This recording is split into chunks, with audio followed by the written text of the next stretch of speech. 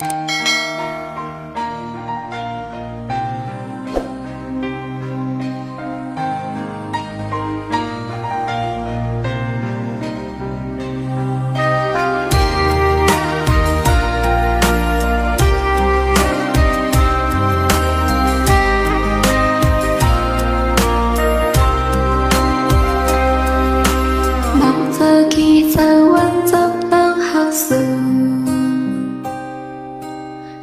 quên đừng hết ban năm ta giữ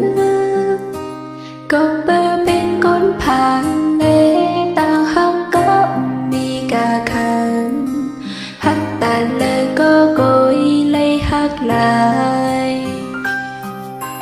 có bơ sát ban na con phan này anh thề khang lấy gió dù dài